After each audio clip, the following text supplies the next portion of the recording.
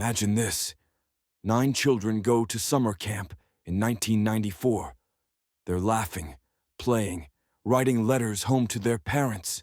But within one single night, all 9 of them vanish, without a sound, without a trace, without even leaving behind a single footprint. And here's the part that makes your skin crawl. Their beds were perfectly made. Their shoes were neatly lined up outside the cabin, their belongings untouched, almost as if they had planned to return in just a few minutes. But they never did. For 30 years, parents, detectives, and even strangers obsessed over this case. No one could explain what happened inside those woods. But then, 3 decades later, an underground cabin was found. And what was discovered inside has left investigators more terrified than ever before. It all began in the small town of Mill Creek, tucked away in the middle of nowhere. Every summer, families would send their children to Camp Ashwood, a cheerful little place hidden deep in the forest. By all accounts, it was the perfect getaway. Fresh air, hiking trails, swimming in the lake, and late-night campfires. In July of 1994, 9 kids between the ages of 8 and 12 arrived for what was supposed to be 2 weeks of fun. Counselors remembered them as happy, excited, and full of energy. Parents dropped them off, hugged them goodbye, and drove away, never knowing it would be the last time they'd ever see their children again. On the night of July 17th, something changed. The weather had turned stormy, the sky rumbling with distant thunder. Most of the campers were asleep when, sometime between midnight and 3 a.m., something, or someone, entered the children's cabin. The next morning, one of the camp staff walked in to wake the kids. But the sight that greeted them was chilling. Every single bunk was empty. At first, the counselors thought it was a prank. Kids sneaking out at night wasn't unheard of. But then they noticed the details. The beds looked like no one had even slept in them. The blankets were neatly folded, their bags, their clothes, even their shoes, still perfectly in place. 9 children, gone, without a scream, without a struggle, without even leaving behind a single clue. Panic spread quickly. Parents were called. The police were on site within hours. And as they searched the woods, one officer whispered a line that would later echo through countless documentaries and news specials. "This isn't just a disappearance. Something darker happened here." And he was right, because this was only the beginning of a mystery that would span decades and leave behind questions that no one has ever been able to answer. The police wasted no time. Within hours, the campgrounds were surrounded. Officers, detectives, and search dogs spread through the forest. Helicopters circled overhead. Every inch of the area was combed. But here's the terrifying part. There were no footprints leading away from the cabin, no broken branches, no signs of a struggle. Nothing. It was as if the 9 children had simply dissolved into thin air. Detectives questioned the counselors first. Had anyone seen or heard something unusual that night? One counselor recalled hearing a faint humming noise outside around 2 a.m., like machinery running deep in the woods. But when he looked out the window, the forest was still and silent. Another staff member claimed she saw a shadow moving between the trees, but when she stepped outside with a flashlight, it was gone. By noon, parents had arrived, desperate, crying, shouting at the police to do something. Some of them rushed into the forest themselves, screaming their children's names, hoping for a reply. But all they heard was the wind. The camp quickly shut down, and the area was declared a crime scene. Reporters swarmed Mill Creek, turning the small town into a media circus. Headlines read, "9 children vanish without a trace." Television specials replayed shaky footage of police cars and weeping parents. And yet, no answers came. Detectives expanded the search radius, thinking maybe the kids had wandered off. But weeks passed, and not a single clue surfaced. No bodies, no items of clothing, no signs of foul play. Nothing. That's when the rumors began. Some townsfolk believed the children had been taken by a cult, rumored to operate in the woods. Others whispered about an old legend, the story of a miner who had gone mad in the 1930s, disappearing into underground tunnels beneath the forest. The FBI was eventually called in. They scoured maps, interviewed locals, and even brought in ground-penetrating radar to check for hidden structures. But again, they found nothing. It was as though the earth itself had swallowed the children whole. And while the official investigation slowed after months of dead ends, the parents never stopped searching. For them, it wasn't just a case. It was a nightmare they were forced to relive every single day. But what no one realized then was that the answers they were looking for were buried deeper than anyone imagined. And almost 30 years later, those answers would finally claw their way to the surface. The town of Mill Creek was never the same after that summer. Shops closed earlier, people stopped walking the streets after dark, and whispers followed anyone connected to the camp. Parents kept their children close, terrified the same fate might strike again. The families of the missing 9 children were shattered. Some of them refused to leave the area, renting cabins near the woods so they could join search parties day and night. They clung to any hope, no matter how thin. Others spiraled into grief, unable to accept that their kids were simply gone. And then came the strange reports. A hiker claimed to have seen children standing silently in the tree line, just watching him. When he called out, they vanished. A local hunter swore he heard the faint sound of laughter echoing underground, as if beneath the soil itself. Police dismissed these stories as stress-induced hallucinations. But the locals weren't so sure. You see, the forest around Mill Creek had always carried a reputation.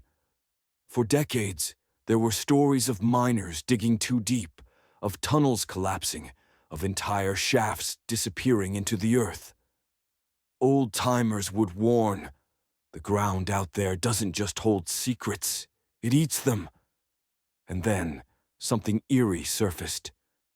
While searching near a dry creek bed, volunteers stumbled upon an old wooden hatch half buried in the dirt. The wood was rotting, the hinges rusted, but it clearly led underground. Police opened it and descended with flashlights. What they found was a network of tunnels stretching in every direction. But here's the chilling detail. On the walls of those tunnels were carvings, symbols, strange markings no one could explain. Some looked like stick figures, others like spirals. And scrawled into the dirt, as if by a child's hand, were names. Names of the missing kids. Investigators were baffled. Were the children brought down here? Did they carve their own names before vanishing? Or was someone leaving behind a cruel message? The tunnels were mapped, searched, and eventually sealed.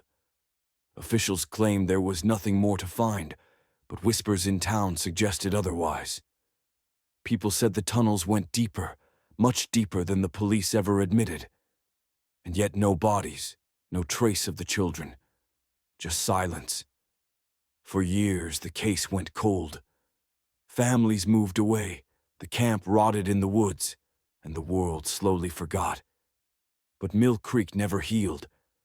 The story hung over it like a shadow, and every now and then, someone would claim to hear voices in the forest. It wouldn't be until 30 years later that the truth would resurface. But by then, it was far too late to undo what had been done. For decades, the Mill Creek disappearance was nothing more than a local legend. The camp was abandoned, the cabins fell into decay, and the forest slowly swallowed every trace of that summer. But 30 years later, in the spring of 2024, everything changed. A construction crew was clearing land near the old campgrounds, preparing for a new housing development. As the bulldozers cut into the earth, one of the machines struck something solid. At first, the workers thought it was just rock. But as the soil was removed, what emerged sent chills down their spines. It was a cabin, not above ground. No, this one was buried, perfectly preserved beneath layers of dirt, as if the forest itself had swallowed it whole. The structure was intact, windows, door, even the old wooden steps leading up to it. But there was no logical explanation for why an entire building would be underground. News spread fast. Within hours, the site was swarming with police, forensic teams, and reporters. The families of the missing children, now much older, gray-haired, but still carrying the weight of their loss, returned to Mill Creek, desperate for answers. When investigators finally broke open the cabin door, what they found was worse than anyone could have imagined.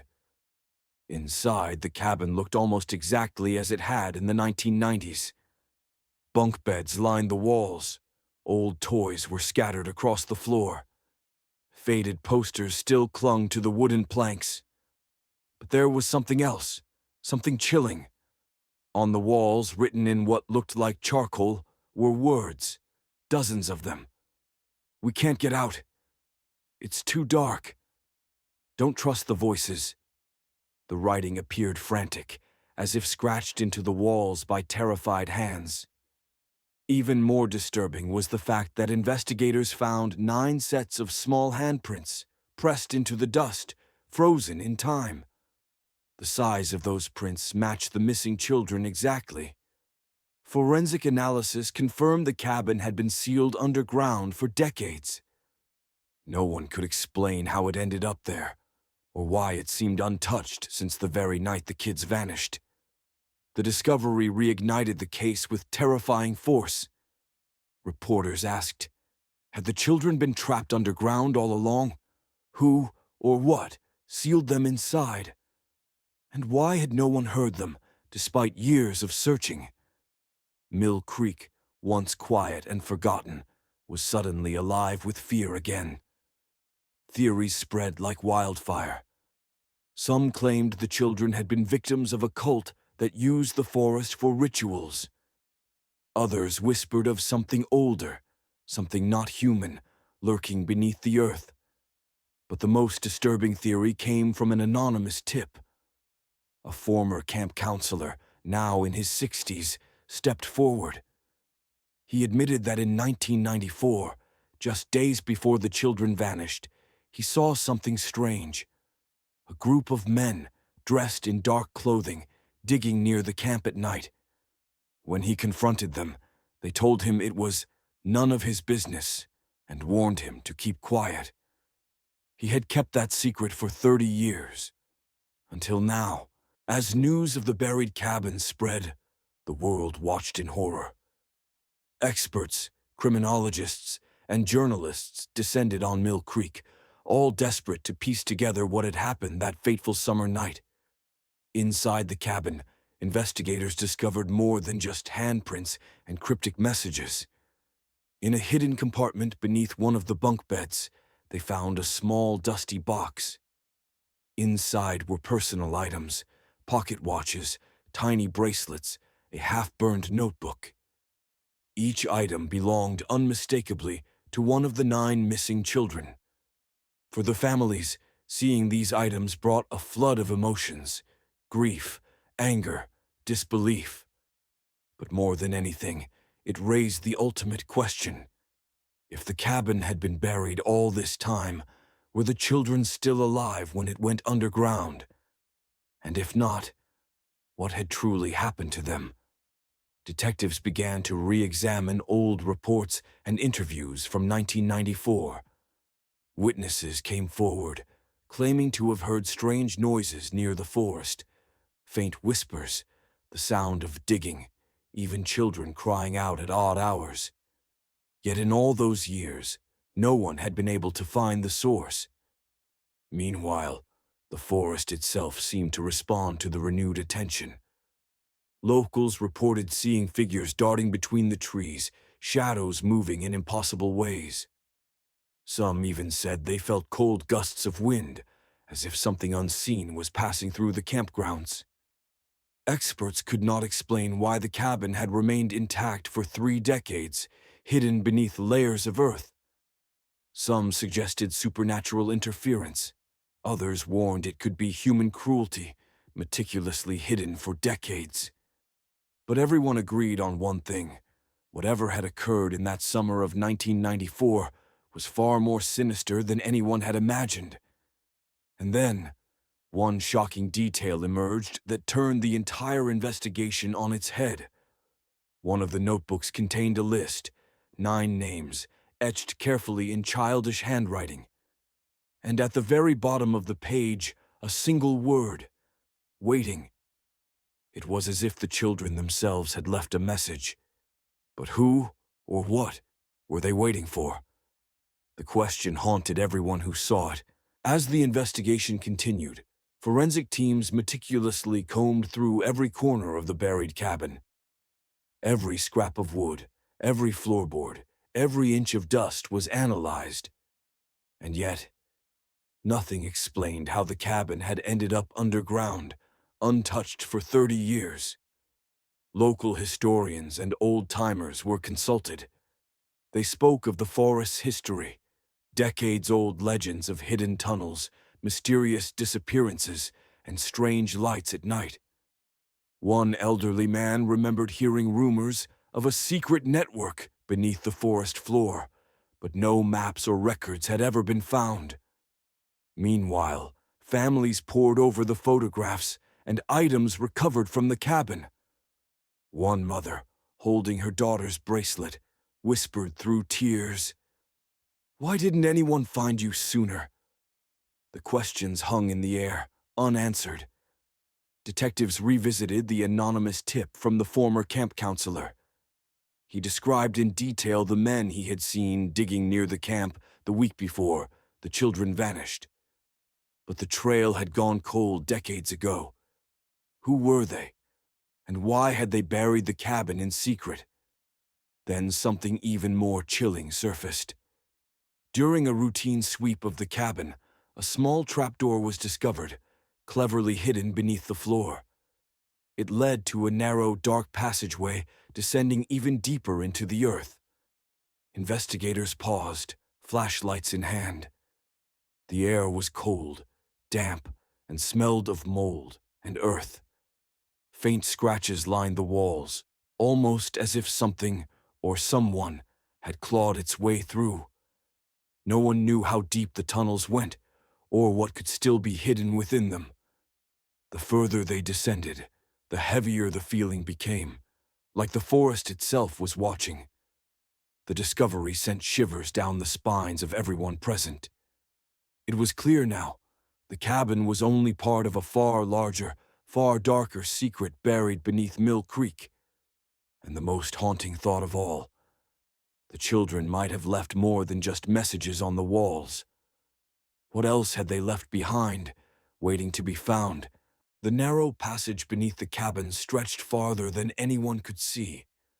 Flashlights barely penetrated the darkness, and every step echoed ominously against the stone walls. The air grew colder and heavier with each descent, carrying an unsettling, almost unnatural silence. Detectives discovered more carvings along the walls, stick figures, spirals, and cryptic symbols. Some appeared to be written by children, while others were unfamiliar and disturbing. It was as if 2 different worlds had left their marks here, the innocence of the missing children, and something far more sinister lurking in the shadows. A forensic team found small footprints pressed into the dirt floor. They matched the size of children's shoes, but they ended abruptly, as if whoever had left them had vanished into thin air. Meanwhile, outside, families watched in silence, holding their breath. The tension was unbearable. Every creak, every distant drip of water seemed amplified in the minds of those waiting above ground. The lead detective paused, shining his flashlight along a bend in the tunnel. He noticed something that made his heart stop. a faint glimmer reflecting off the wall. Upon closer inspection, it was a small tattered backpack, one of the missing children's. The team froze. How could it have ended up here, decades later, perfectly preserved? And where was the child who had worn it? Then, from deeper in the tunnels, a sound echoed, a low, almost imperceptible whisper. The words were garbled, but unmistakably human. It was impossible. No one had been down here in years. Panic began to ripple through the team. They realized this wasn't just a discovery. It was a warning. Every instinct told them to turn back, to leave the tunnels untouched. But something stronger drove them forward. They needed answers. They had to know what had happened to the 9 children who vanished that fateful summer night. And as they descended further, the shadows seemed to shift, watching them. The forest outside may have forgotten the children, but the darkness below had not. The deeper the team went, the stranger the tunnel became. The walls were covered in more symbols, some glowing faintly, as if responding to the flashlight beams.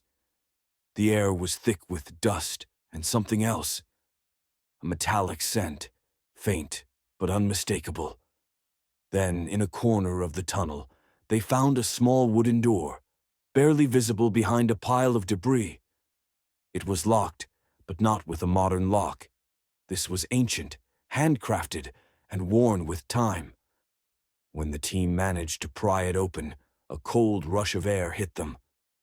Inside was a tiny chamber, no larger than a closet, and there, in the center, lay a collection of personal items, some toys, some notebooks, and old photographs.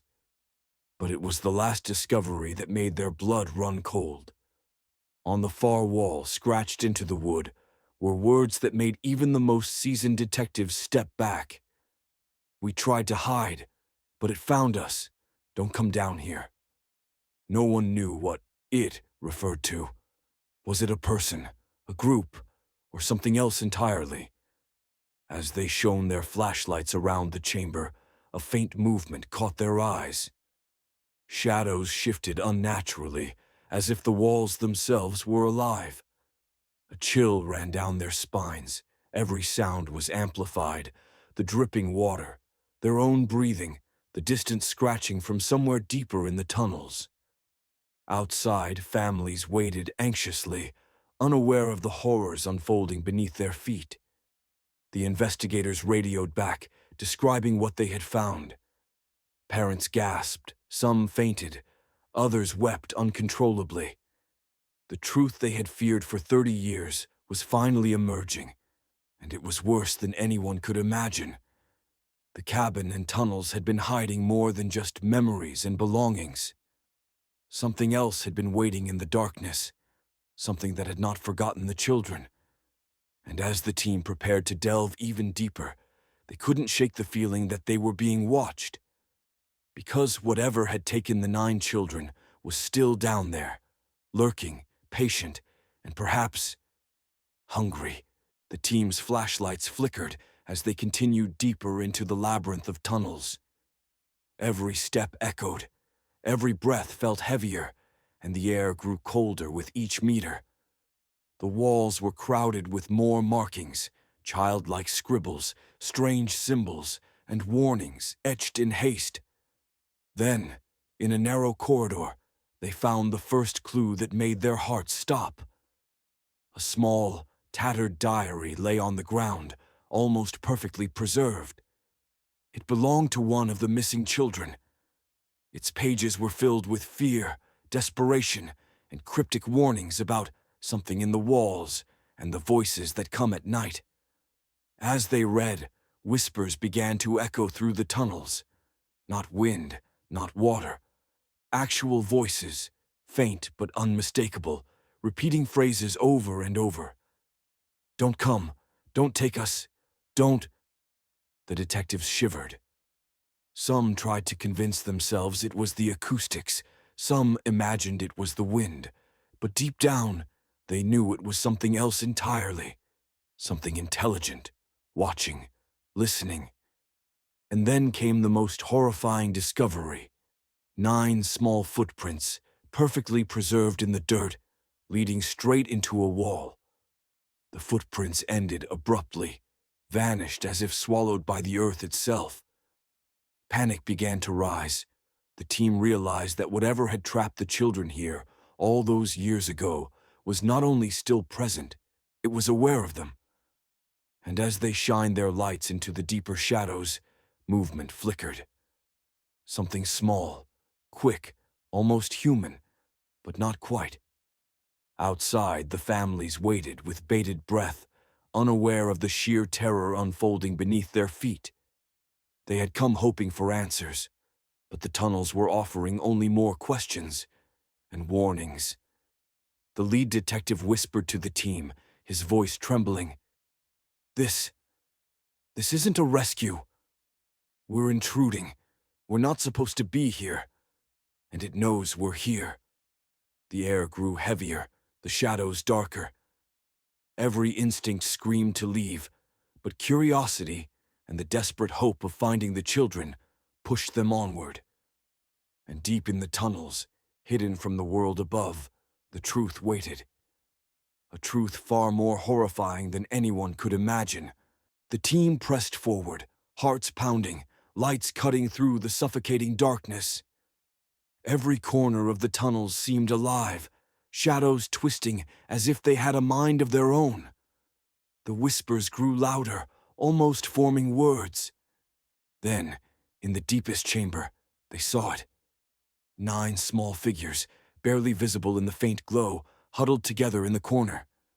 Their faces pale, eyes wide and unblinking. They were alive, yet changed. Something in them wasn't human anymore. The diary pages had warned of this. The voices in the walls had spoken of it. But no one could have prepared for the sight before them. The children were trapped in a world between life and something else, preserved in fear, untouched by time, yet somehow twisted by whatever force had taken them. One of the investigators stepped forward cautiously.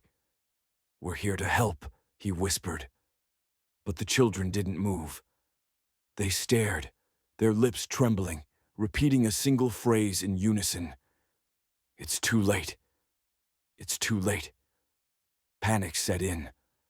The team realized there was no saving them, not in the way they had hoped. The tunnels weren't just a hiding place. They were a prison, a living entity that had claimed the children and would not let them go. Outside, the world watched, unaware of the true horror unfolding below. Families grieved again, knowing now that their children were found, but not returned. Not whole.